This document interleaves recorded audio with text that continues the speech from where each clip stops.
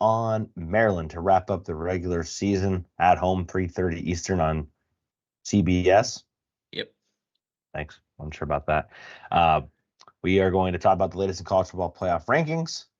We are going to preview Maryland. We'll go through our pick'em, and we'll get out of here. Hope everyone's having a great Thanksgiving. Let's get right into the show. Welcome into Hardcore Penn State Football. I'm Cory Lestochi. With me, as always, the great Shawn Kane. How you doing today, Shawn? Good. Fiance's in there watching the Macy's Thanksgiving Day Parade, and I'm in here podcasting. Yeah, so it's doing it's a rainy one out there, isn't it? Yeah. I told her, I was like, God, imagine being there today. No, I can't. It's I'm drinking champagne out of like an actual real glass. Oh wow!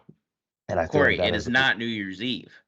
Well, I feel like it's just it's a little bit above our typical target audience. Like, I feel like I'm catering to people that we probably aren't having listened to the show. Yeah, he's part of the champagne class.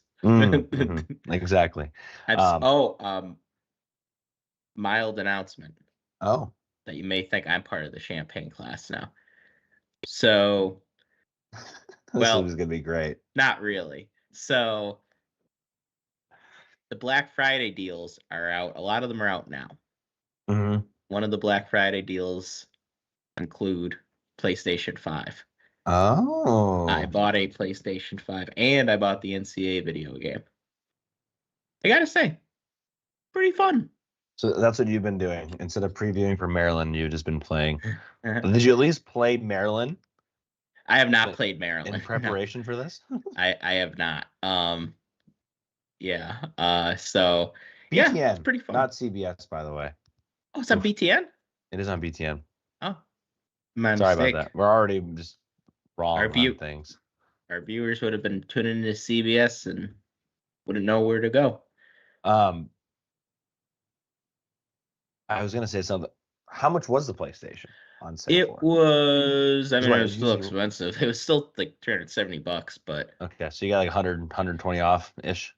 Something like that. I think like 100 off or something. So better than nothing. So decided to pull the trigger, and like I said, it's pretty fun. PlayStation 5, it's very in general, it's very futuristic almost. Just very advanced. It's like, I guess that's how they hook you. What to call. Yeah. What? As it tells you what plays you have to run. You don't get to choose. Well, happy Thanksgiving, everybody. If you're watching this live, you are probably alone on Thanksgiving. So hopefully you're able to provide you some comfort, or you are either preparing yourself mentally and physically for a bunch of family, or you're hiding from them already. But either way, thank you guys for being here. Please make sure to like the video if you're watching live on YouTube, and please subscribe, whether it's on YouTube or whatever podcast platform you're listening to. I don't think we have any. Well, since we last spoke, we do have some, I guess, announcements. Alonzo Ford Jr., long-term injury. Anthony Dunca, officially a long-term injury there as well. Not surprises. Sean Fitz had the play where Alonzo Ford got hurt, and shocker, he was held terribly bad, and that caused the injury, which, again, kind of boasts the point of penalties are in place to prevent injuries 99% of the time, and that's kind of why they're there. Shawn, I'm guessing you're going to at least want to just mention that the Minnesota turf seemed to be an issue for Penn State. More injuries than usual for the Nittany Lions against Minnesota, and two of those at least have been deemed long-term injuries now, officially. Yeah, the turf was an issue because it just seemed like guys just kept going down, and sometimes now I'm not a turf expert. Our friend Jello actually went to school for turf management, but so I'm not sure what constitutes a good one versus a bad one. But as a non-expert, when guys consistently keep getting hurt on the same turf, that tells me your turf is trash. So that's just the general vibe. Seems simple enough, right? Yeah. Look at MetLife Stadium. where the Giants and Jets play, there are all those non-contact injuries. So kind of a similar issue there. So it's not that turf can't be, it's not that you can't have a good one like Michigan and Ohio State and a bunch of the other Big Ten teams. I think only us, Northwestern, and Purdue have real grass that's in the traditional Big Ten area in the Midwest. Right. But sometimes you could have a bad one. I remember Iowa's really isn't that good either. Guys are always slipping and falling on that one. So um Jet definitely seemed to be an issue because even Minnesota guys kept falling and going down with non-contact stuff. Yeah. So it gets you hurt if you don't have a good one. And that's why I'm team natural grass all the way. I know it's a pain in the rear end to keep up on, especially in the area of the country where most Big Ten teams play. Right. But I think it's worth the investment. Joe Rogers on X, want to give him a shout out. He says, in Indiana with my family in a hotel before we visit my daughter. What a time to do this podcast. Love it.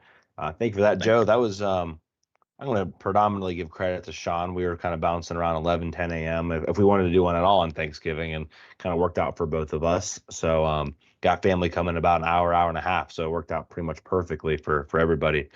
So welcome in, Joe. And just to wrap that subject up, when it comes to this game on Saturday, Penn State did resod Beaver Stadium's field this past week, or I guess maybe a week and a half ago now. And I'm curious how well that's going to hold up. And again, I don't know very much about grass, but I did struggle to have my grass grow in Alabama for the lack of, or I guess too much acidity from the pine needles in our backyard when we were living in Alabama. So I know how to not grow grass. But I am concerned about the grass and the sod on Saturday because the weather has not been nice in State College. I don't know how much you guys got in Northeast PA, but right now, I think around 1, 2 a.m. or so, it started raining and it's almost trying to be snow, but not quite being snow. A little bit north of a little bit north of State College, they've gotten snow, but not the best conditions for grass to grow. So we'll see kind of where it's at. And Sean, I guess I'll wrap up my point is I do think, and it is a frustrating point for me, that often we see a lot of our own players slipping on our own grass, and that drives me absolutely nuts. And so going to be paying attention to that on Saturday. Yeah, for sure. Now I think it's supposed to rain / snow into tomorrow, so this is going to be something that's going to be happening. And then I think Saturday's supposed to be clear. But the grass still takes a beating in those days prior. Right. It'll still have an impact, and sometimes it's even a little, I don't know, like you said, not turf people. But sometimes when you get new grass, it's not really broken in yet, and it's the first activity anybody does on it. Could be, and after some bad weather, I don't know, feels like there could be an impact on that. We'll see what happens. Penn State was number 4 in the college football playoff rankings. I think we can jump over to that conversation. Let me see if I can pull that up. Here we are. Got the OG, the actual one this time, although I am blocking Texas. Good. But I think you guys get the point that Texas is behind my big head. So I'll just run through this for people that are listening on podcasts. If you've been under a hole and you haven't seen, I'm going to do the rankings. So Alabama at 9-3, or excuse me, 8-3, is 13th. Clemson is sitting there at 12. Arizona State, technically within the college football playoff seeding, sitting there at 16. Then Boise State at 11, Indiana 10, SMU 9, Tennessee 8, Georgia 7, Miami 6, Notre Dame 5, Penn State 4, Texas 3, Ohio State 2, Oregon 1. So based off of the seedings, your 4 bye teams would be number 1 Oregon, number 2 Texas, assuming they would win the SEC championship. I guess you could assume that for all of these conference championships. Miami sitting there at 3.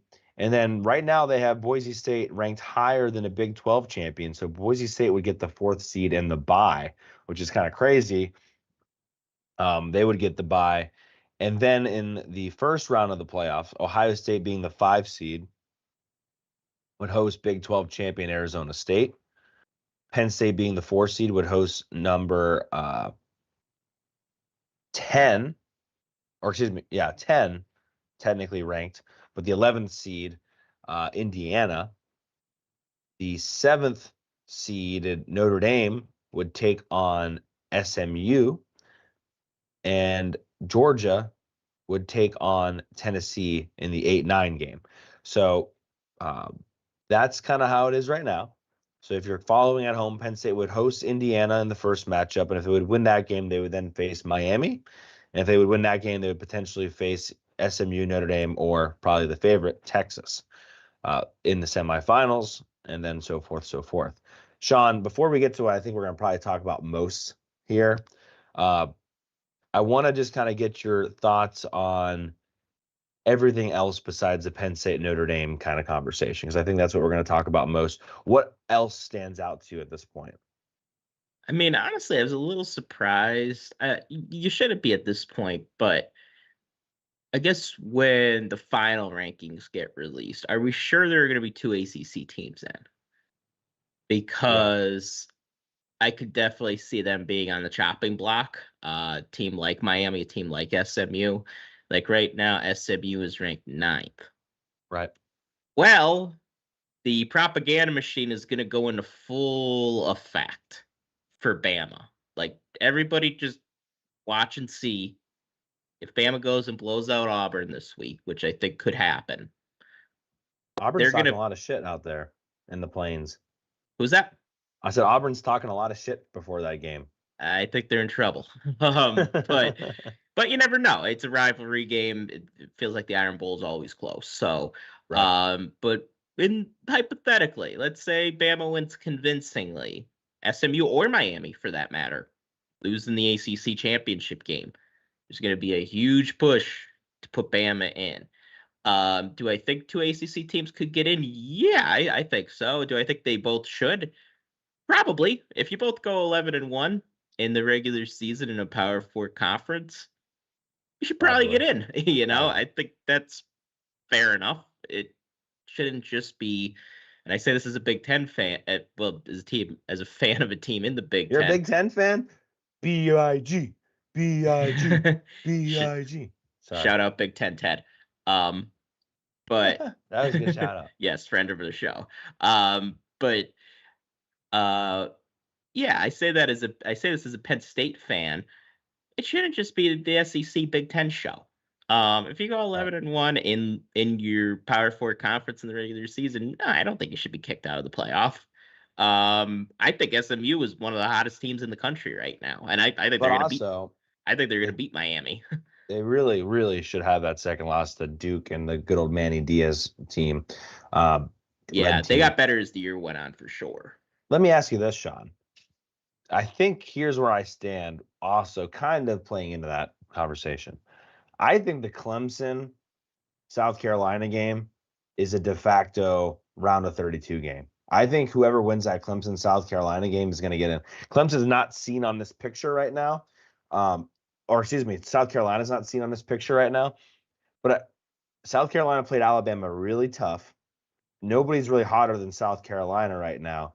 And I would assume they actually have a better resume than Alabama if they get a win over Clemson. And they're sitting there at 9-3. Who do you think they get in over, though?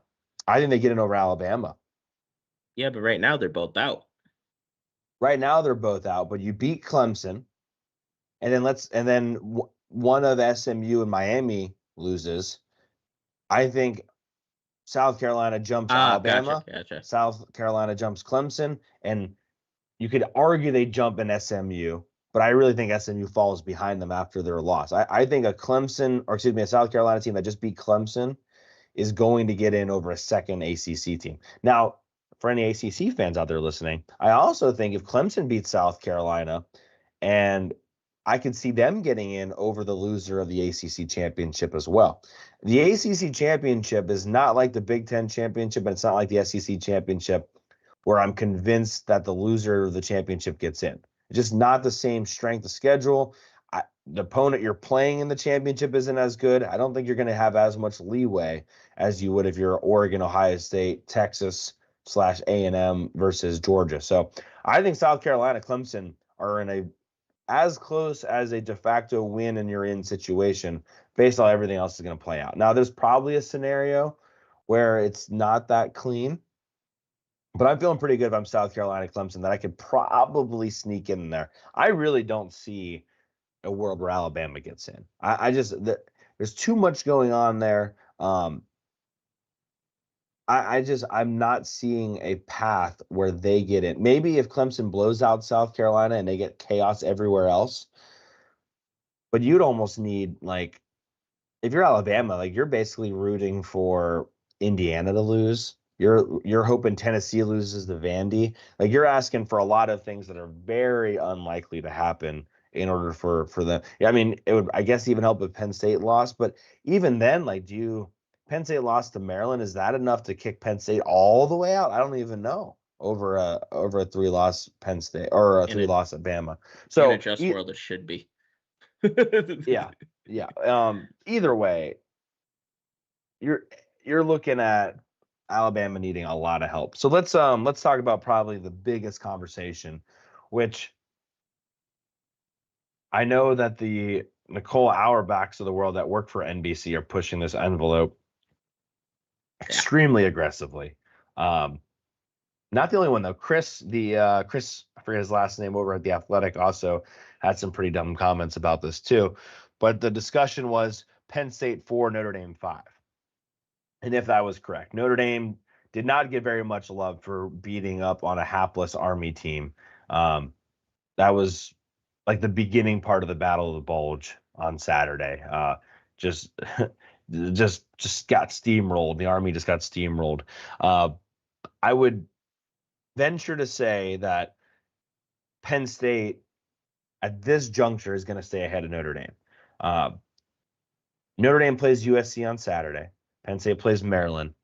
But if Notre Dame hadn't jumped Penn State at this point, I don't think they're going to jump Penn State for beating USC, the same team that Penn State has already beaten. The only thing is if Notre Dame found a way to win by 40. But I think these people are underestimating, the Irish especially are underestimating this USC team. Notre Dame has not faced a lot of good pass offenses, and I really think USC is going to keep this game close. I don't see this game being more than a 10-point game. I think it's going to be a single possession game pretty much the whole time. So I think it's going to be close, and I don't think a close win against USC is going to move Notre Dame over Penn State unless Penn State really lays an egg against Maryland. So you would need a blowout by Notre Dame and a close win for Penn State in order for this to be even a conversation. That Northern Illinois loss for Notre Dame is really hurting them. You look at the rest of Notre Dame's big wins. Well, A&M just lost to Auburn. They play Texas this week, and they could have potentially another loss. Then Navy, Army, those aren't necessarily great wins. And Illinois has continued to do what they need to do to stay ranked, which helps Penn State in that regard. Strength of schedule, strength of record, both favor Penn State as well. So I don't think we're going to see a jump here, but it is something worth monitoring because if you look at this bracket right now, it is not just about the first game if you're Penn State. I think whether you play SMU or Indiana, you're about potentially an 8-point favor on either of those, roughly. But it's about that second game. And in that second game, you want to avoid the Big Ten champion and you want to avoid the SEC champion. I think you feel pretty good about playing a Big 12 champ, a Boise State, or a Miami. Like you feel pretty good about those matchups. And then potentially getting to the semifinal. So staying as the 5th or the 6th seed, I think, is the goal for Penn State right now. You've got to find a way to stay 5, got to stay 6. You fall into the 7 or 8 category. You're not only going to face a tougher first round, but you're setting yourself up for a really tough quarterfinals, which I think is not going to be beneficial. They've got to play a Texas or a Georgia or an Oregon or an Ohio State. Like that, you want to avoid those matchups. Yeah. So I talk all the time about the SEC propaganda machine. There's another propaganda machine that's out there, and there's the Notre Dame Fighting Irish propaganda machine. And I think that has a lot to do with Notre Dame has just so many fans throughout the country, and they have the NBC contract. So you're kind of seeing that go into effect right now. I think I don't know. Maybe this is just Twitter people, but people seem to think Nicole Auerbach has some axe to grind with Penn State. I don't really know the details. I don't really care about the details about that, but spare me the details if you don't mind. But I just think she's wrong. When you look at quality losses, and which is a term I kind of feel like it's a bit of an oxymoron, and I kind of hate, but Absolutely. not every loss is created equal. And a loss to Northern Illinois, albeit early in the season, but still that's a loss, is way worse by like an infinite magnitude than losing to Ohio State by a touchdown. Ohio State, who might be the best team in the country, like that's gotta mean something. Like, God, I remember saying at the beginning of the year, Notre Dame shouldn't get a home playoff game now. Now, with the way things have kind of shook out, yeah, they're probably going to get a home playoff game just because so many teams have lost that we just didn't anticipate losing. So, all right, you want to give them home playoff game, fine.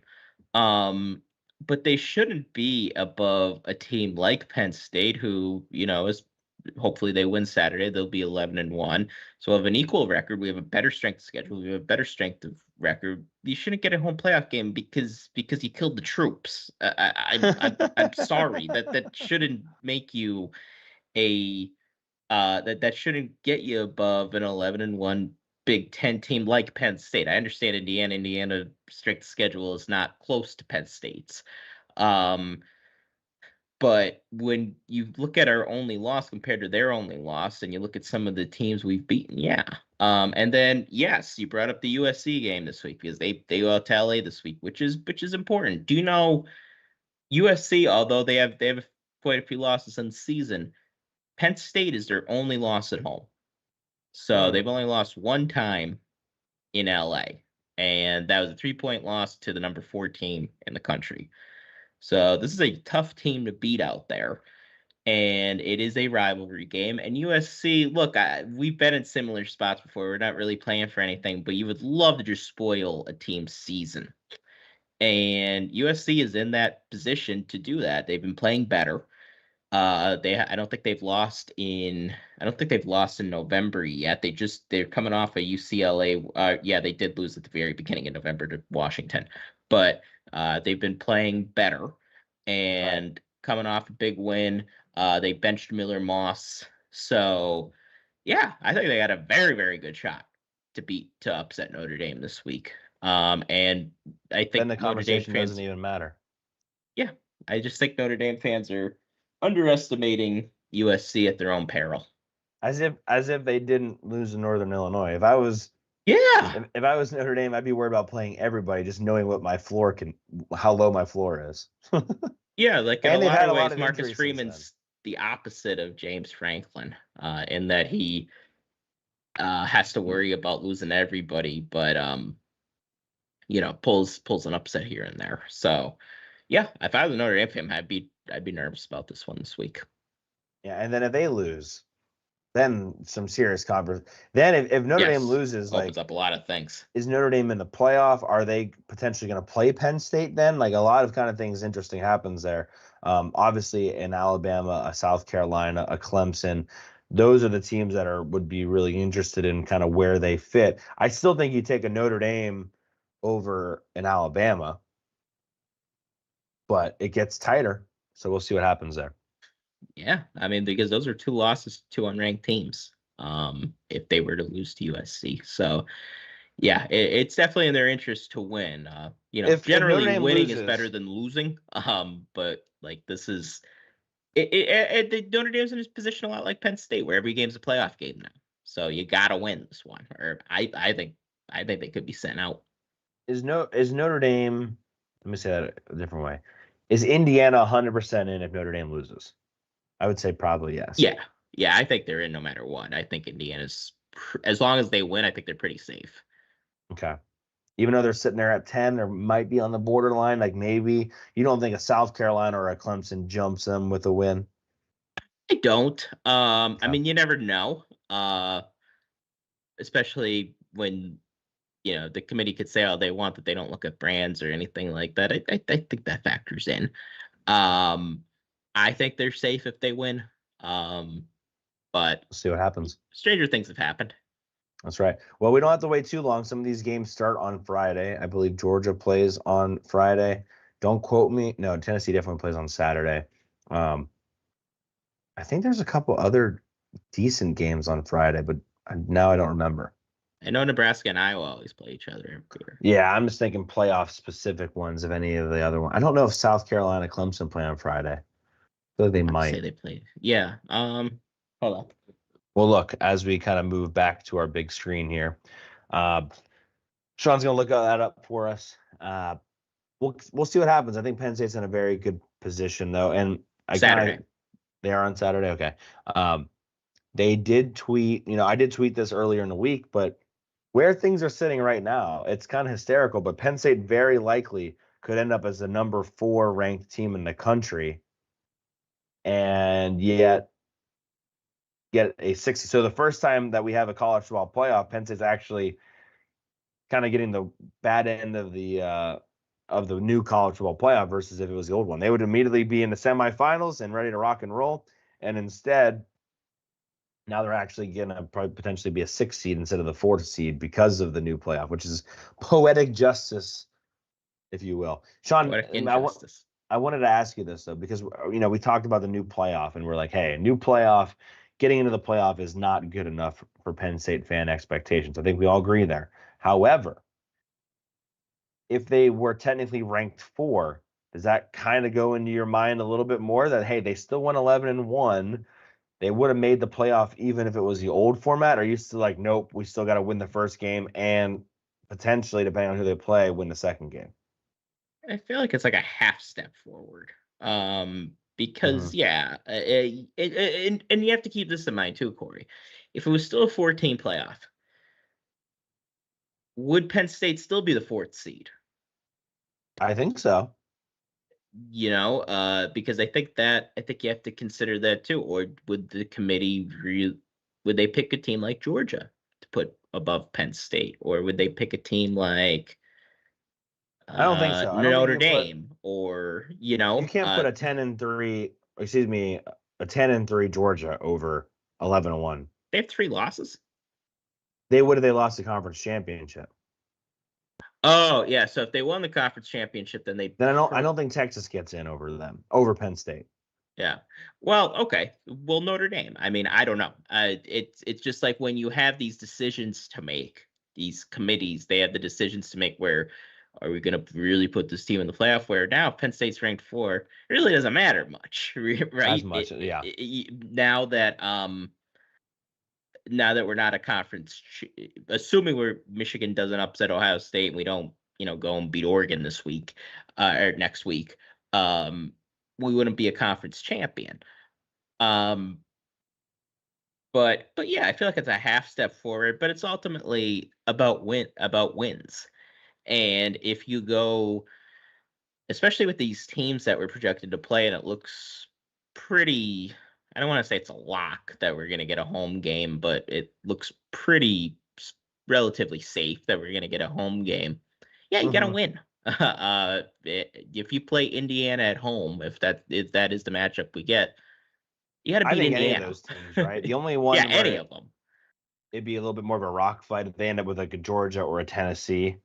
Those are, I think, I really don't like the way Penn State would match up with Tennessee from a defensive perspective. I feel like Tennessee's defense, Penn State might not score more than 17 points against Tennessee. Is that going to be enough to beat Tennessee? I don't know. That would be my concern, like a Tennessee. But yeah, I agree. Against an Arizona State, a BYU, a West Virginia, which I saw was like, what, 27 million to 1 odds that they make the Big 12 championship, but it's still funny. And then in Indiana, like they gotta win those games for sure. Shout out to my brother who just provided me with another champagne refill mid-air. Don't get that when I'm back in State College. All right, I think we've talked enough about that. You guys have probably heard enough about that. Let's talk Maryland, which we're wrapping a bow. That is a transition. on the season. Yeah, from some of the best teams to some of the worst teams.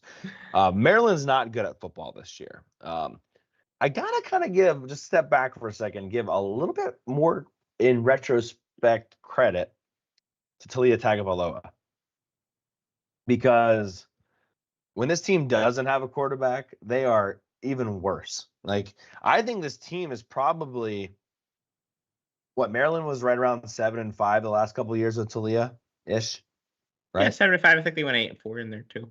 Yeah. I still think this team is probably 7-5, 8-4 ish with Talia Tagovailoa. Billy Edwards hasn't had a good year. 15 touchdowns, 9 picks. He got banged up. MJ Morris came in.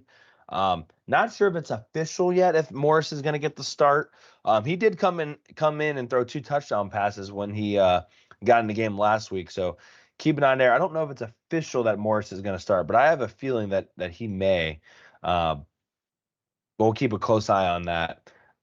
Regardless of who the quarterback is, they missed Talia Tagovailoa, and it just shows you, even on a program like that, we always talk about Penn State needing a quarterback to get over the hump to the elite level.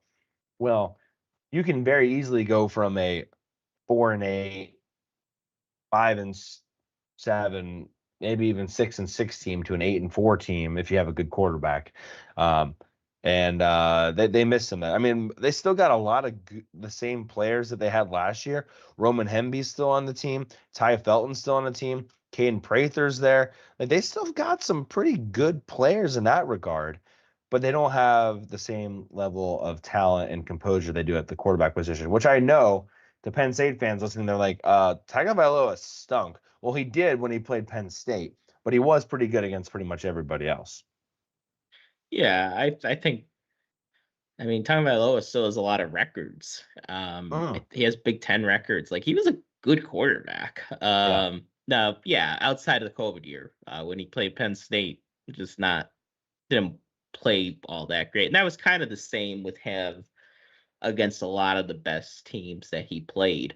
And his big issue was turning the ball over. Like last season when they played Ohio State, if Toledo doesn't turn the ball over so much, I think they would have beat Ohio State. But that was kind of his big issue. But then you go to a guy like a Billy Edwards, who's a very pedestrian quarterback. Yeah, that's a good way to put it. It's an He appropriate way to put it. Yeah, I think the Lions 247, they had a guy that covers Maryland last night on their show. And he did point out that Billy Edwards is leading the Big Ten in passing, so in yards per game. So Maryland in general is. So take that for what it's worth. But I think a big reason why that is they have trouble running the ball. And I think when you look at a team like this, I think their biggest issue is up front because they give up a lot of pressures. They don't run the ball very well. So to me, that's a big part. Yeah, there's been a change at quarterback, but I think the thing that makes them, somewhat worse, quite a bit worse actually than last year's season is the offensive line has gotten worse. And I don't think their offensive line was very good to begin with the season ago. Yeah, I'm just doing one last check. I haven't not officially seeing a MJ Morris getting a start there, transfer from NC State, but keep an eye on that. Billy Edwards left the game. Iowa was down 16-0 on Maryland when Edwards got hurt. That game ended up being a weird 29-13, almost a blowout. For an Iowa perspective, that's like a blowout for them. Oh, that's a blowout for Iowa, yeah. But he had something on his hand. So we'll keep an eye on that, see if he's ready to go, and that is Billy Edwards. At this point, I don't really see what you lose from just starting Morris, but kind of have to wait and see there. The rest of this Maryland offense is also just average, is the best way to put it. Hemby, I think, has a couple decent attributes to him, averaging 4.5 yards per carry. Running back Nolan Ray behind him, the backup averaging closer to 5 yards per carry. Ty Felton's been there forever. He's over 1,000 yards receiving. He's the go-to guy there. He's almost double the catches that Caden Prather has. He has 92 catches on the year. Caden Prather, obviously Penn State fans know that name very well. He's got 55 catches on the year, only 3 touchdowns though. That's about it. Skill position guys are good. And that's been the case of Maryland all the time. But the question always comes back to with them is, yeah, you might have some good skill possession guys, but are you going to be able to get the ball to them before you get tackled? And unfortunately for Maryland, the case is usually no when it comes to Penn State. They've allowed 20 sacks on the year. To give you some kind of vibe, that is about half of what Penn State's allowed on the year. So this is probably the incorrect way to do it, but you could argue that Maryland's offensive line is half as good as Penn State's. And I don't think that's far off from a very generalized approach to looking at it. Yeah, and Penn State fans are very familiar with having, substandard offensive lines. I mean, look at 2015, guys. We had Chris Godwin, Saquon Barkley, and Mike Gesicki, and we had a terrible offense. Right. And that's because we couldn't block. That's the biggest reason why. Can I pause you for a second? What? I wanted to pause you for a second and just ask you, since you brought up Saquon, is he potentially going to win the MVP? You think he's in the race now officially? He is in the race. I'll kind of believe it when I see it, that a running back will win. I think the last guy to do was Adrian Peterson, and that was a long, long time ago that he won it. But yeah, he's in the conversation. I think the guy, he is one of the best running backs who ever lived. And I think adding needs an MVP to do that. Adding an MVP, I mean, that really bolsters his resume. And Eagle fans that are Penn State fans just have to be over the moon with watching Saquon every week. I mean, it's really, I remember messaging you guys early in the year about him, and I was like, it's almost sad because he's been in the league for a long time now, as far as the running back goes. Like if he hasn't peaked, he's old for a running back. Yeah. Right. And I was like, man, I really hope it's not like the end of seeing the crazy, awesome Saquon stuff, because we may never see that again in our life. Somebody doing that kind of the things that he does. And so for him to still do it this year, regardless of what happens next year, the year after that, how long he goes, who knows? Knowing him, he could be like AP in last 14 years, whatever it was. But just enjoying this season for what it is, that the Giants didn't completely ruin him, and he was able to at least have one season where he was still the Saquon we've seen at Penn State. We knew he could be at the next level. People thought we were biased. No, he is actually that good, and he's been able to show it. And I always just go back and laugh at some of the draft analysis of him, because they didn't credit that offensive line that was just so terrible for him, and kind of labeled him as a home run only threat, when it's like, no, it seemed like he was a home run or bust threat because either his offensive line blocked or literally had somebody in the backfield that he was having to make miss every single time, and that's not his fault. So seeing those guys kind of be wrong, and Saquon now having a decent offensive line and what he's been able to do has just been really cool, regardless of what happens moving forward. It's the first time he's ever had a good offensive line. Yeah. Ever. Probably going back to high school. So, and yeah, we kind of always knew this is what he'd be capable of doing. And it kind of makes sense, right? Like, you look at the way the Eagles are, they have a good quarterback, they have a really good offensive line, and they have A.J. Brown and Devontae Smith. So it makes sense that it would be easier for Saquon with not just the offensive line he has in front of him, but with the guys around him, that, it makes things easier than having Tommy Cutlets as your quarterback and the very band of receivers that the Giants have, and like the worst offensive line in the NFL. Right. No, you're absolutely right. So anyway, I didn't want to completely go on that, but we hadn't spoke about him nearly as much as we should have, so I wanted to mention that. Getting back to Maryland, is there anything else you wanted to mention as far as the offensive line? They're pretty much back half of the country in most offensive line statistics. They're going to struggle against Penn State's defensive line and front seven.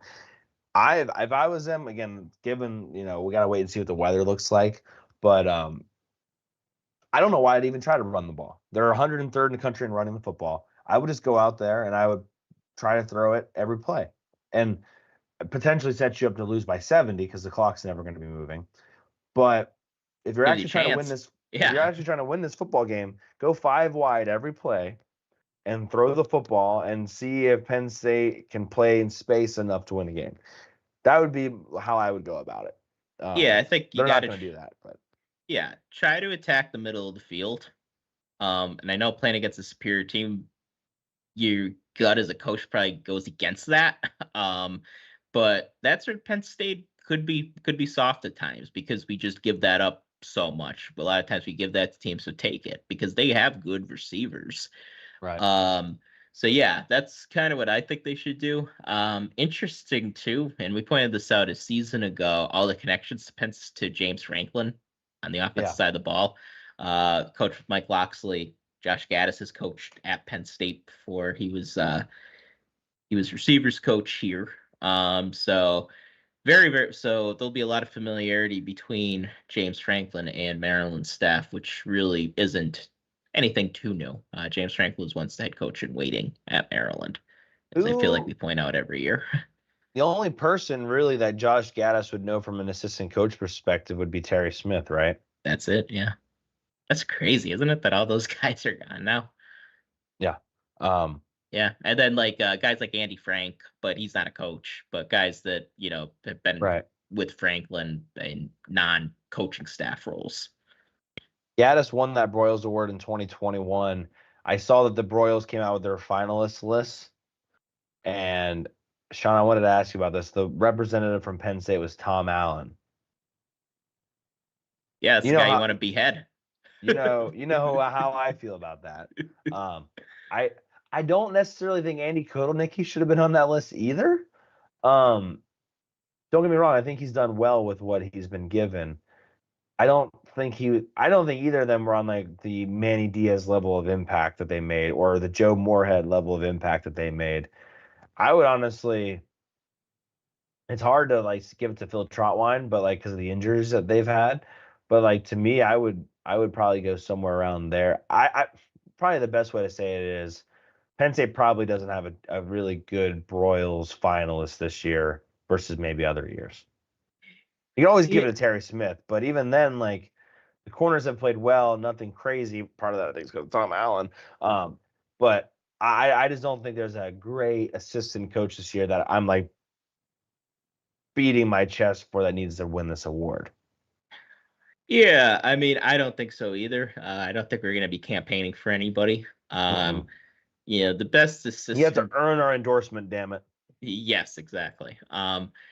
I mean, honestly, I think you got to give Anthony Poindexter a lot of credit. To lose KJ Winston so early and the safety still playing at a very, very high level. I think he's been our best coach, and I realize Broyles Award's probably not going to go to a safeties coach. But in my mind, he's been the best coach this season. What do you think about the rest of the finalists? So the Chuck Bednarik Award to the best defensive player, Abdul Carter does make that list. So we talked about it. I'd asked you the last couple of weeks, are there better defensive players in the country than Abdul Carter? It is him, for some reason, Travis Hunter, and Caleb Downs. I really, unless Abdul Carter goes crazy this week, I don't know when those awards are announced, if they're after the conference championship. I think they are, yeah. Downs is probably going to win it, I think. God, if Travis Hunter wins it, I'll throw something. It might be Travis Hunter, so you know. I don't understand. Again, the award goes to the best defensive player. So I don't care what he does on offense. I'm talking about the best player on defense. How's Travis Hunter even part of the conversation? Dude wasn't even a finalist for the Thorpe Award, which is given to the best defensive back. I don't understand how Travis Hunter's on that list. Caleb Downs, good, should be there. Abdul Carter, I think, honestly, should be there too. Could argue there's not been a lot of great defensive ends this year, which is something to kind of pay attention to. I don't think Abdul Carter has done just enough to gather enough attention. If Abdul Carter has a couple splash play moments in the Ohio State game to win that game for Penn State, I think he probably wins the Chuck Bednarik Award. Given that Caleb Downs had a good day and Ohio State beat Penn State, you got to think he has the advantage over them right now. Yeah, I mean, I got into my head. I'd say Caleb Downs wins it. I do Just think not Abdul Travis Hunter, for the Carter love will of God. probably win the Lombardi Award for the best defensive lineman. I think he will win that. But I'd be fine with Caleb Downs winning because Caleb Downs is the real deal. But yeah, as far as the Travis Hunter thing goes, I mean, he's not the best at his position on either side of the ball. And I kind of texted you guys about this too. Like the he's doing something nobody else has ever done, man. Which really is a bit exaggerated because yes, he plays full time both sides of the ball, which is rare, and I'll give them that. But Champ Bailey did very similar. Charles Woodson, if he Charles Woodson, so I'm gonna play the old guy here. Um, if he played receiver part time at Michigan, but they had a national championship team, so he didn't have to play receiver full time. But if he did, he probably had the same numbers as Travis Hunter, and he's a much better cornerback than Travis Hunter, and that's why he won the Heisman over Peyton Manning Right. and Randy Moss because he had like 9 interceptions, Right. and Travis It's Hunter's not even 3. close. Yeah, like And the level he of was a competition much that Travis better Hunter's player. played is terrible. Yeah, that's the other thing. And they lost 3 games. They might lose a fourth. So I'm I think Travis Hunter is really good. I think he's going to be a first round draft pick, but I don't think he deserves quite the hype that he's getting. And I think a lot of it is due to, I mean, it's due to Dion, and Dion's gonna shockingly, say that, oh well, he didn't win the Heisman because of me. Like the only reason he's nominated is because of you. The only reason he's probably gonna win it is because of Dion, and and he's also he also is a really good player. I'm not taking that away from him. He is a Right. really good player. I think Travis on this team in a heartbeat. But I mean, let's just be a little real here. Yeah. Yeah, no, I mean, I'm disappointed with how that. I get it. It's a popularity contest that drives me nuts to a certain degree. Um, yeah, it'd be cool to see Abdul Carter win that Lombardi Award. I just had it up. The finalists for that, obviously Abdul Carter. I was just gonna pull the rest of those guys up here. If I can find it. Here we I go. guess it's safe to say maybe we'll call him out a little playfully this week. I guess it's safe to say our friend Corey Geiger was wrong about Abdul Carter. Good point. Kelvin Banks Jr. from Texas, which is an offensive lineman because goes to the best Yep, best lineman. lineman. Will Campbell, also offensive lineman. Then Kyle Kennard from South Carolina, defensive lineman. He's pretty good too. So we'll see where they go with it. Lombardi's kind of weird in that sense that it can go either way. I don't know if we have to hash out Tyler Warren as much as we have, but Tyler Warren, I think at this point, I don't think Penn State fans are trying to say that he deserves to win the Heisman, but I think people just want to see him get invited. And I think from a national perspective, from a coverage perspective, I think it would do them a solid to have him there. It'd be fun showing all the different ways he's being used. I think that would be beneficial to them. And obviously, he's still in the running for the Mackey Award. How I'm many pretty. people get invited to the Heisman ceremonies? So this has Does been it a yeah. depend, or because I know there's some years there are 3, some years I feel like there have been 5. There's been up to 5 at some point. Saquon got left out. I think he was 4th technically in voting, but the vote discrepancy between at that year Lamar Jackson got 3rd and he got 4th. The discrepancy between their votes, they are like, we're not going to invite Saquon. Which, if you in hindsight, if you go to and you're like, really, Saquon wasn't ever even invited to the Heisman ceremony, it's kind of blasphemous. But also, just the level of players that Saquon was going up against. You got Baker, you had Lamar Jackson. I forgot who got 2nd that year. You had some pretty good Yeah, that ballers was a that are really good doing well Heisman in the year. NFL Yeah. compared to some years, even this year. Like Saquon was playing this year, he probably wins it. Yeah, he probably does. Well, I don't know. I think Genty might win it. But Yeah, but he even plays then, like Boise State, yeah. if there And was somebody that was consistently doing things, this is a different conversation. Like, who's Austin really going up against right now? Cam Ward, who's been inconsistent, and is a turnover machine, and Travis Hunter, who doesn't have any good statistics, but just has a coach that won't stop talking. So, like, in my opinion, Austin Genty should win this by a landslide, but we'll see what happens. yeah, I mean that's who my vote would go to. And I'd also point out he ran all over Oregon.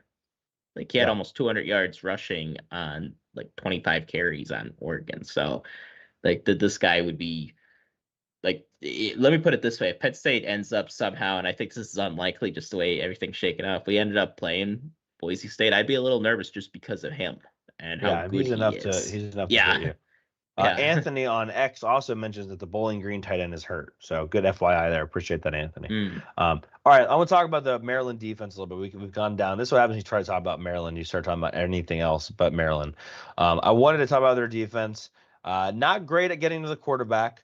They do have one guy in Wheatland to pay attention to, which is a great Big Ten last name. 4 sacks for him, 2 pass deflections, 1 fumble return or recovery, excuse me.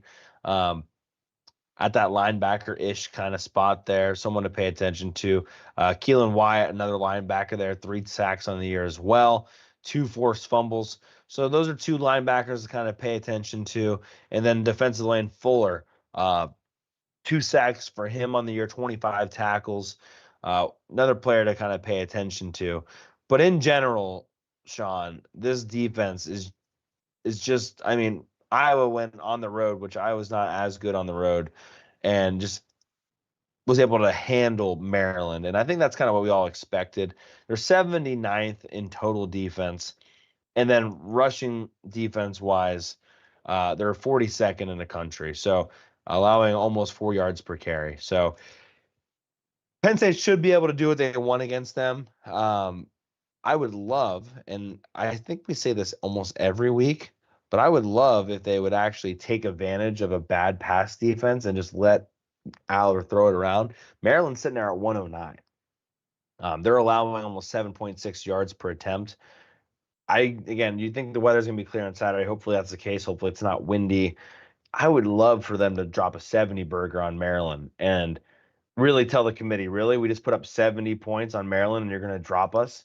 Like, even the committee members said, hey, we're going to be watching these guys and seeing how it all plays out. Pull one out of Ryan Day's book from last week and quote, leave no doubt, end quote, which, by the way, Ryan Day's a scumbag for scoring a touchdown there at the end, but that's besides the point. He's such a tryhard. He is. He's that mad about Lou Holtz calling him soft that I think he's tried to change his entire personality. Yeah, I mean, the guy tried to fight a 90-year-old. So it doesn't even have teeth. Yeah, so God, there should be a rule. Like, you're not allowed to fight somebody that has dentures. Yeah, like, come on. That should be like a society rule. Sean, do you agree with that though? Like, it would be nice. Again, we say this almost like every week. Like, it'd be nice if we saw them throw the football, get up 28-0 early, and just kind of flex their muscles a little bit here. These late games, I take that back a little bit. Last year against Michigan State, they did flex their muscles. I want to say, what was it? 2 years ago against Maryland? No, 2 years ago against Michigan State. They threw the ball a little bit, even though that was the last home game. Keandre Lambert-Smith, I think, caught a touchdown and threw a touchdown that day. So that they've had some of these kind of late game explosiveness that you're not really expecting. But there's also been a lot of those like, yep, we won 31-3, and it was going to be a game we're never going to remember after next year. Yeah, I feel like we've definitely had those games before. Games that really stick out to me that are like that, Rutgers. Feels like we never play well against Rutgers in November, ever. Well, I don't think they play to win, right? They just play not to get blown out. And it's like, again, one of those 28-10 wins where Rutgers was literally never in the game. Yeah. But it was over by like 2:45. Yeah. And then I remember I don't know if I ever said this here or not. I broke my ankle in the Penn State tailgate lots. Um, Cory, I don't know if you probably remember this. You were still in school. I just graduated. I know you've told the story about you Yes. breaking your ankle, but I don't know if I remember at the time of it happening. Yeah. Yeah. So, yeah, I break my ankle, dislocate my kneecap. Penn State played Nebraska that day. It was Saquon's last game there. And then the next week, we played Maryland last game of the year in College Park. And I remember going to a Friendsgiving on Percocets for the pain. And Fantastic. yes, and Penn State just was waiting for Maryland with a garbage can and just beat them to a pulp. I think we won like 59-3 or something. But yeah, you never really know how these last games are gonna go, like especially these November games. A lot of it too is due to the weather. So while I said it's gonna be clear on Saturday, it's still gonna be in the 20s. Yeah. So it is always harder to throw the ball around in weather like that. But you never know. Hey, not according to the SEC. Yeah, that's why I said on here, and everybody was telling me about how Ole Miss was the second coming of 2019 LSU. If they come up here, they're gonna have a lot of trouble doing what they do. But we don't have to worry about that because they lost to Florida. So Oof. Oof. Only other thing I was going to say on Maryland, not good in the red zone on offense, not good on the red zone on defense. Their kickers averaging about 70% on their field goals. There's nothing that scares me about this team, which I guess I should knock on some wood or something. But there's nothing, because I'm wearing the Peach Bowl shirt today. There's nothing we should be worried about with Maryland here. I wanted to wrap up the preview of Maryland, Sean, by asking you, like, where are we at with Mike Locksley here? Like, can they do any better from a recruiting perspective? Like, I don't really know if you can go out and get anybody that's going to do better what Mike Locksley's done. But at the same time, like, have they hit their ceiling? Are they without a good quarterback, a 6-6 team, and with a good quarterback, maybe 8-4? Like, until they have a better offensive line, they're not going to do any better than that, regardless of who their quarterback is, regardless of the talent surrounding that quarterback. They just are not ready to play. If you put this team in the ACC with Taulia Tagovailoa, they're potentially winning the ACC. But in the Big Ten, they are just not physical enough to withhold against the Minnesotas, the Iowas of the world. And I don't know if they're ever going to get there. But I also don't know, what do? You go get Randy Edsall? yeah, I mean, I think a program like Maryland is kind of happy being a 7 or 8 win team. Yeah. Now, I would argue I really wouldn't love that if I was a Maryland fan because look at Indiana. If you were to tell me Indiana or one of Indiana or Maryland, they're going to go to the playoff this year, I would have picked Maryland. But it ended up being Indiana. So I think they keep Loxley. I mean, is he the best that they could do? Maybe. I don't know. I think I posed a question for a group chat last week, like, what if James Franklin got the Maryland job?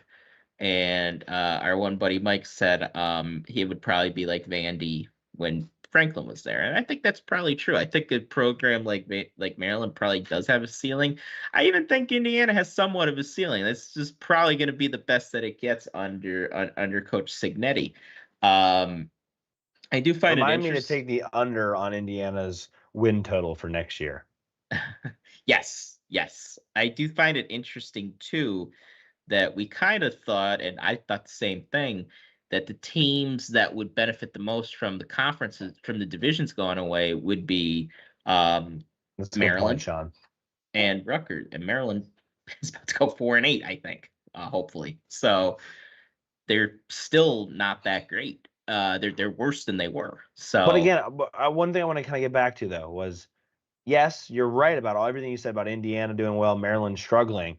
But again, if Maryland plays the schedule that Indiana plays, I think they're pretty. Again, if they had a quarterback, you give Curtis Rourke to Maryland with Indiana's schedule, I think they honestly do very similar to what Indiana did this year, if you look at it, because they avoided those physical teams. They played FIU, they played Western Illinois, they played UCLA, Charlotte, then they played Maryland themselves.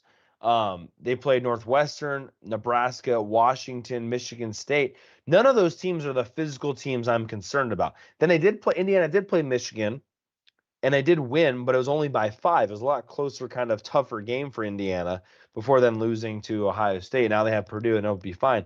If you give Maryland that schedule, I don't think they go 11-1, but they're probably 8-4, 7-5, because again, Indiana avoided Iowa, they avoided Illinois, they avoided Oregon, they avoided Wisconsin, they avoided Minnesota. Like, they avoided some better defensive teams, and well, of course, Penn State too. Yeah. So, I mean, I think Indiana really lucked out from not having to play one of the cornerstone Big Ten physical teams for the most part. And again, Michigan just didn't have a quarterback, but they they got Washington, they got the UCLA. Nebraska's trying to figure themselves out. Like, they didn't even play Rutgers this year.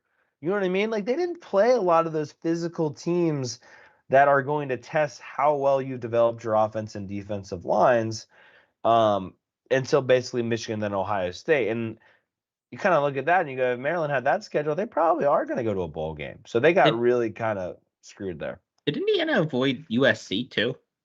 Yeah, I think they did. I don't know how they avoided all these. They avoided teams. USC, Penn State, Oregon, Illinois, Minnesota. Yeah. I don't know how they managed to do that. And I mean, part of that is that's what happens when these conferences are so big. Is you're gonna get teams that play a brutal schedule. I think Iowa. Did I say Iowa? I don't think I did. Yes. Yeah. Like, you're gonna get teams that play an absolute knockdown, drag out schedule, and then you're gonna get teams that get to load up on the Northwesterns and the Purdues of the world, and somehow avoid anybody with the pulse. Outside of Ohio State, when they played Ohio State, well, you saw what happened.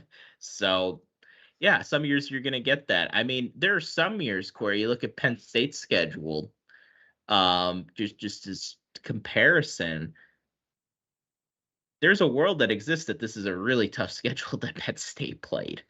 If Wisconsin's probably a year away from being where Luke Fickell wants them to be. And USC probably the same thing. So if just those two teams, instead of being, borderline top 25 teams, are bona fide top 15 teams, it's a really tough schedule. And that's just the way it is in the Big Ten and the SEC right now, because conferences have gotten so big. Absolutely. Let's go to the Pick'em, Sean. Are you ready to go to Pick'em? Let's do it. All right. Again, the Pick'em is live. I did better. I caught us all up. I did have a couple mistakes, so it is actually even closer at the top. I think Patrick Finelli's up there at like a 112. Randy Seeley's up there at 111. I didn't have those on the OG list. So we've basically got a very close race for second and third place. Mudbug is a 3-point lead right now. If Mudbug hits his double down, pretty much forget about it. We're going to need Mudbug to come back down to earth and maybe give some of us a chance. But I tell you this right now. No, not that people really question whether or not we know what we're talking about. I think people at this point that listen to us know that we do. But every year we've done the Pick'em so far, one of us has been in at least the top 3. And that is looking pretty good potentially again. You do not want us to both be in the top 3. Because, again, I'm just going to reiterate, makes us look very good. We are giving everybody a chance to say that they know more about football than us. And right now, the only person that is going to be able to tell us that is Mudbug. So get on there, do your Pick'em. It's a very tight race at the top. I really appreciate the people. I'm going to give a little shout out to Randy's wife, Judy. Not in the running for the championship. Not going to win it. Sitting there at 90 points. Continues to work on her craft, continues to log the picks. Went perfect last week with a 10-point pick. The only person that went 10 points. Again, not even in the running. Sitting there at 80 points before last week. Gets the 10 points. Now is sitting there at 90. Again, not going to win it, but I just like that people are continuing to log the picks, even though they're not in the top, 5, top 10. So that's good to see there. We're still logging about 30 to 35 picks every week. So appreciate you guys playing along. I do have, Sean, confirmation from management. Got some nice texts from management this week. Probably the nicest management's been in quite some time. And no, that's not about our specific boss in Hack. I was like, hey, we need just, some $20 prizes for our Pick'em fellas that are doing some good stuff. And management comes back to me. And I'm like, so again, I said second and third place, like maybe a $20 value, and then maybe first place, like a $40 value. Maybe we can get Family Clothesline to chip in since they're a sponsor of state media. And management rebuttals with first place $100 value, second place $50 value, third place $25 value. So we're going to figure out exactly what that equates to. But wanted to give a little bit of love to management for being very generous with the gifts that we're going to get from the Pick'em this year. And their reasoning for that was, quote, your followers deserve it for having to listen to you. So there you go. Very Had fair. to cap that off with a good little zinger. So just so we put it on there that there's going to be prizes. I can confirm that there will be prizes. Probably should have dangled the carrot a little bit earlier in the year, but for those that have been consistent with it, Sean and I, just to clear the air, Sean and I will not be taking a prize. So just because we get maybe second or third, I believe Sean's sitting there at second alone. I think I'm tied for third with at least two others.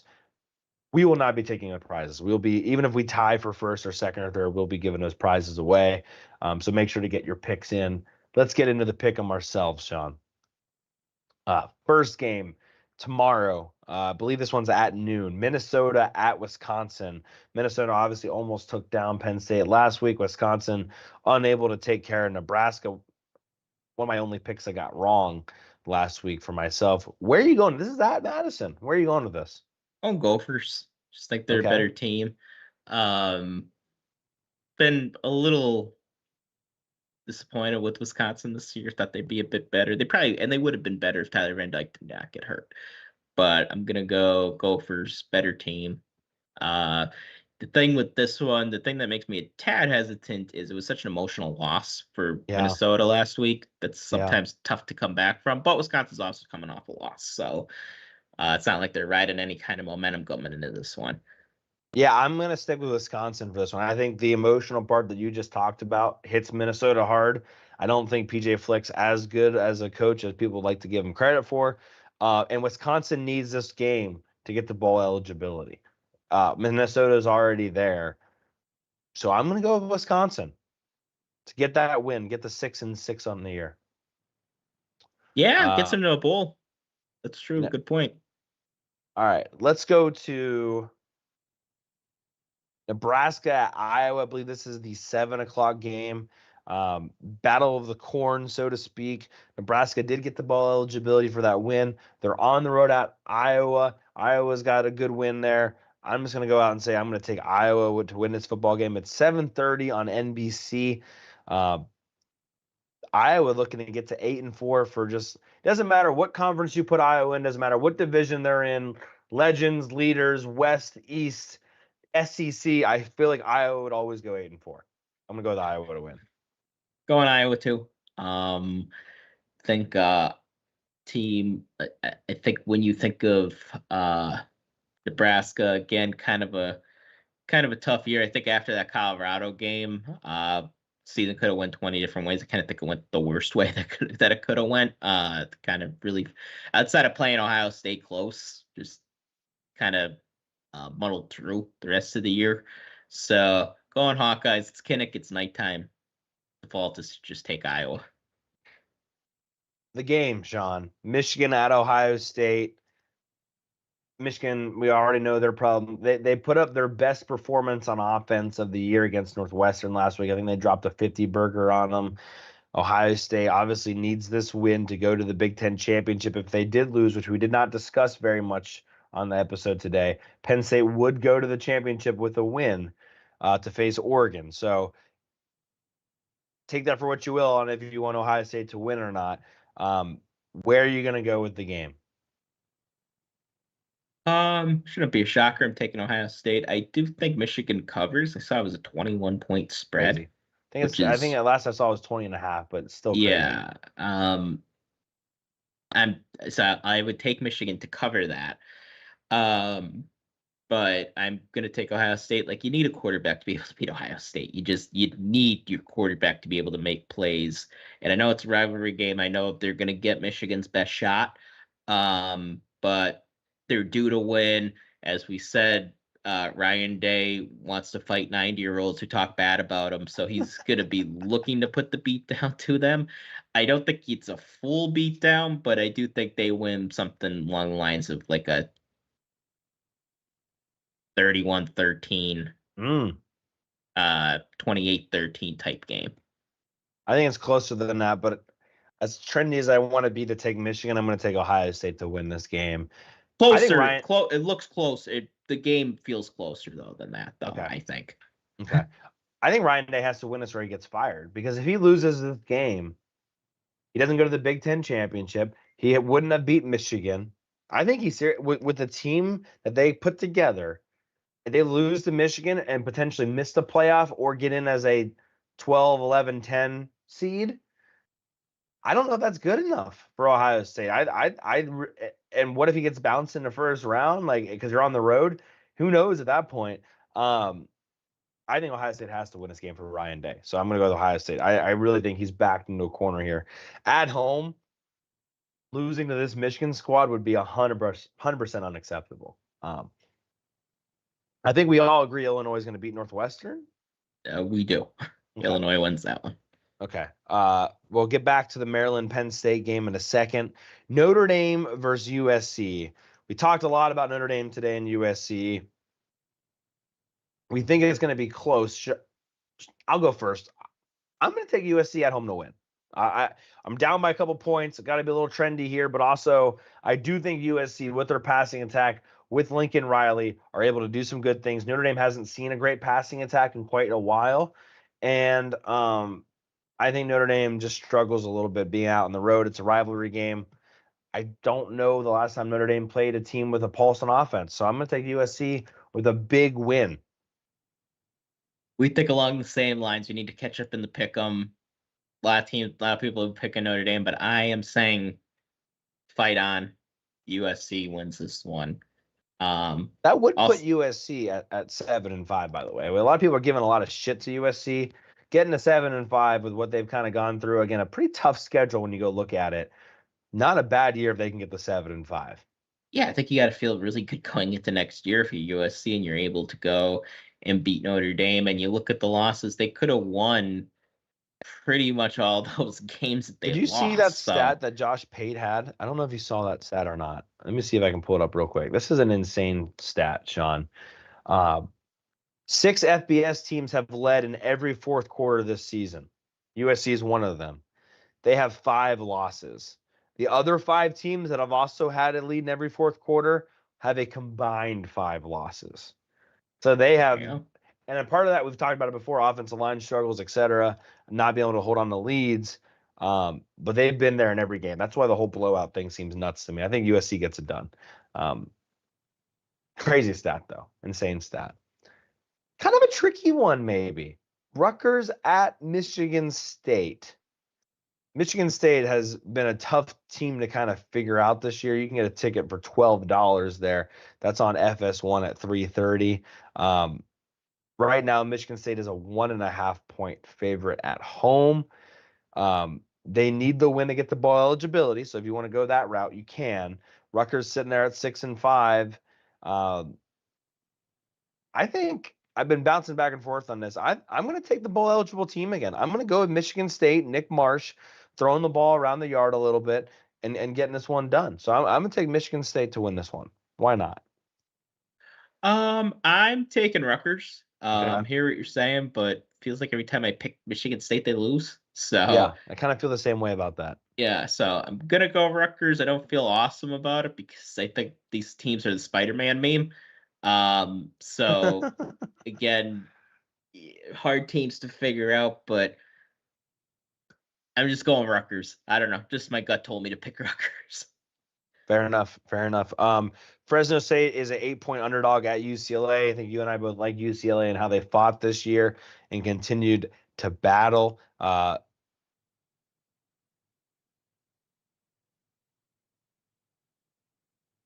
Sorry, I'm pausing for a second because right now I'm seeing, unless it's a regional game, UCLA Fresno State's also on BTN at 3:30, along with Penn State. Must be a regional game then. When's the last time Penn State was regional? Yeah, that's true. Well, I mean, they may only show the UCLA game in like California what? market. Southern California market. Yeah, along the West Coast. It's still kind of interesting and strange. It is, but I mean, when you have so many teams, I think you're gonna have things like that happen sometimes. But yeah, I think that's part of why I thought it was on CBS too. Like, I'm kind of surprised it's on Big Ten Network. So I don't know what the CBS game is. Notre Dame USC is CBS. Oh, interesting. Yep. That makes sense though. So yeah, I'm taking UCLA in this one. Me too. Purdue at Indiana. Purdue 1-10, going to be 1-11. I was trying to maybe do some mental gymnastics, like big game letdown. Can't do it. Indiana is going to beat Purdue, and for the old bucket, whatever the hell it is, it's not going to matter. Is that what they play for? Isn't that what it is? The Purdue Indiana Trophy, isn't that the old Oaken bucket or something like that? I think I saw that train that leads Purdue in every week. It has the hat. It has a hat of each team that old Oaken bucket. Yeah. It has a hat of each team that they beat, and it's only had Indiana State on there for the whole year, so it's very awkward. Hey, but they're 1-0 against Indiana teams. That is no, they're 1-1. They lost to Notre Dame too. Oh shit. Yeah, never mind. Can't even do that stat to help them along. Which, by the way, we didn't even talk about that. These people keep saying like Notre Dame, once they have a common opponent with USC, with Penn State, then they'll jump them if they beat them by more. I'm like, we've already both played Purdue. Yeah, we've already had a common opponent. If you want to go that stupid angle, Sean, if you had to take a guess, do you want to take a guess on the who has the lead in the Purdue Indiana rivalry? Like, who has more wins? Probably Purdue. They do. Good job. 77 wins to 42. How many ties do you think they've had? That's an old rivalry. I'll give you a hint. The first game happened in 1891. Yeah, so there are ties mixed in there. It's so crazy to me that there are ties until like the mid-90s in football games, but the NFL still has them, so shouldn't be too surprised. 4?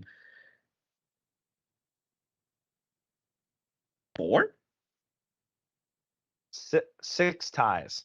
Wow, that's a lot. I'm going to also screenshot this one thing that is hysterical. In, what is this? 1894. They don't have the date of the game. They know what year it was played, but they don't have the date. And the score was 1-0 and Indiana forfeits. That's all it says on Winspedia. So there you go. Did you know Joe only had 2 ties? I didn't know that. Yeah. For one like 3-3 or 6-6 or something like that. Probably. Yeah, he only had 2 of them though, which for like the first 30 years he coached, there was no overtime. So it's just funny to think that for all that time they never, they had, the ties were so rare. I think a lot of teams went for 2 at the end of games though to avoid a tie. So what oh, I just wanted to mention that Purdue is on a 3-game win streak. That wants to swoo you at all to pick Purdue. Purdue was on a 3-game win streak. Oh, against in the rivalry. Oh, okay. Yeah, no. Finally, Washington at Oregon. I think this game's gonna be closer than the experts think, but I'm still gonna take right now. I think the spread is like 18.5. So take that for what you will. But I think Oregon wins. I don't think if they win by 18.5 though. Yeah, I'd probably take Oregon or Washington to cover, but I'm going to take Oregon here. Oregon, there's one critique I have of them. There are a lot of weeks that they look bored and they just kind of go through the motions against teams, and Yeah. I think this could be one of those weeks. Shout out to Devin O'Blakely on X. He says, "Happy Thanksgiving, boys. Thanks for all that you do. Thank you guys for hanging out with us for about an hour and a half so far. We are about wrapped up here. But again, happy Thanksgiving, everybody paying attention. Sean, did you figure out what your double down was going to be already? I already. Oh yeah, I picked USC. Yeah, I'm going to pick USC too because I'm just going to basically triple Yeah, it's down a on that big game. spread. Yeah, if they lose by a touchdown, they still cover. So yeah, I'll take that all day. That leaves us, Sean, with two things. I'm going to plug one more time to make sure that you've liked the video and subscribed on YouTube. You've subscribed wherever you listen to this podcast if you're doing it via the old way. I want to say thank you guys all for being here. I want to say happy Thanksgiving to Sean. I want to say happy Thanksgiving to everybody that listens. The fact that we had 20 people listening to us, which 20, whatever, podcasts, large ones get thousands, whatever. The fact that 20 people are listening to us on Thanksgiving morning is insane to me. Never going to take that for granted. So appreciate you guys always being here. And with that, Sean, I think I went first last time. I really don't remember. But please give us your score prediction and your bold prediction. Yeah, as we talked about, Maryland just not a very good football team this year. Worse than last year, and I don't think there's anything really to write home about. But significantly worse. And Penn State played probably their best game of the season last year against Maryland in College Park. It was the game. I think it was a week or two before Michigan, and I thought, ooh, they were building something. We were not. It was just a product of playing Maryland. So. I think Penn State does win this in a convincing fashion. I think they send the seniors out right. And I'm going to pick Penn State to win this one by quite a bit. I'm going to take us 45-10. Very good. Do you have your bold prediction? Bold prediction. I'll say Abdul Carter nets 3 sacks. That'd be huge for him. That might get him in a conversation. He'd be over double-digit sacks at that point. That's what I mean. Yeah, I think he'll use the outside noise to his advantage and be like, well, I'm playing against Maryland. I have a chance to add to my total. Did not get a sack last week, so he might be playing a little pissed off. So, yeah, that's what I'll go with. Potentially, and this is a huge potential, but potentially his last game in Beaver Stadium. That's the other thing, yeah. And I do think this will be his last game. Well, no, because we'll have the playoff game. It'll be his last regular season game. Potentially, yeah. Because then, I mean, and here's the thing, Cory. There's a world that exists where they know going into the game, oh, if you win today, you're going to Indy. There's a world that exists that happens if Michigan's able to upset Ohio State. Yeah, they'll know before the kickoff. Yeah, or right at kickoff. So which would be very interesting to see from a crowd perspective how they feel about that. I just want to say about the sack total. You think about like what Carl Nassib did. It's like I almost need to go back and watch all of his sacks because like how did he get that many sacks? It's kind of crazy. Yeah, he got a lot. I remember though specifically with Nassib. I think he got a lot of them against teams that weren't that great. And Carl had a great year that year. But I remember like wanting him to do more against better teams. Yeah. I'll give you my prediction. I think Penn State wins. I think it's a lot similar to what we've seen from Penn State Maryland games where Maryland's offensive line just can't hold up and Maryland's running for their life. I think it's a bounce back game for Tony Rojas, who had a good game against them last year, a good game specifically against Billy Edwards if he's able to go. So I think Tony Rojas has a good day. And I think Penn State wins. I would like them to get into the 40s. I'm just not sure if it's going to be a sleepy afternoon or not. So I'm going to go 38-10 and hope that Sean's prediction is a little bit better. But that's my score prediction. My bold prediction is I think Tyler Warren, to add to his stats, ends up with at least 3 total touchdowns. So does he strike the pose? that's a hell of a bold prediction. I'm going to say no. No, I don't think because so he either. doesn't seem like that kind of guy. But I would Yes, love he's a it. very quiet guy. So That'd be fantastic. But no, I don't think he strikes the post. I also don't think if you strike the pose and then your team loses the game, I don't think you should be allowed to win the Heisman. Like there should be a rule that if you strike the pose multiple times and you lose the game, out of the Heisman contention immediately. Especially against a 4-6 team that you end up losing to by multiple scores. And some people are trying to tell me like, oh, well, he's not a quarterback, so winning the games aren't as important. Like, screw you. They do matter. Any final thoughts, Sean, before we get out of here? Before we get out of here, Sean, favorite side dish that you're looking forward to this afternoon for lunch or dinner, whenever you eat your Thanksgiving? Oh, sweet potatoes. If just straight up sweet potatoes, like what are you doing with marshmallows? Okay, but is it like a casserole? No, it is not a casserole. Although sweet potato casserole is awesome. Okay. I always say this: Thanksgiving was sweet potatoes and cranberry sauce. I'd be fine. If that's what you told me, you just eat sweet potato, and you could throw a roll in too. I'd be fine. Because I like turkey, it's all right, but I think everybody knows the limitations of turkey. Yeah. It's just dry. It's a drier bird. It's the Liam Clifford of food.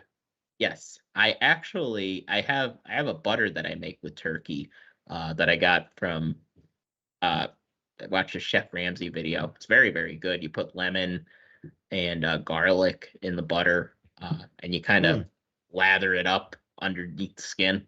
Makes it very. You gotta get underneath the skin. You gotta get under the hood. That's the key. That's what people don't do. They don't get under the skin, and then they just leave it above, and it doesn't really seep through as well. No. It's funny you brought up sweet potatoes. I'm making my first sweet potato casserole today, so I'll keep you updated on that.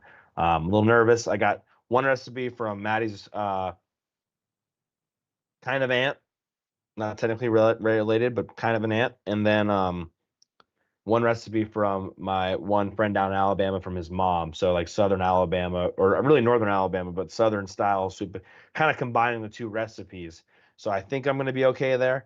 But so I'm curious about how that goes, but I still don't think you can beat just mashed potatoes. Like mashed potatoes, clutch. I'm looking forward to that too. So hopefully we're able to provide some company for y'all tuning in. Hopefully you guys have a good and happy Thanksgiving. We will be back. I wanted to talk to you about that, Sean, but let's maybe text about when we will be back, potentially Sunday again. That would be fine with me, I think. Yeah. Okay. All right.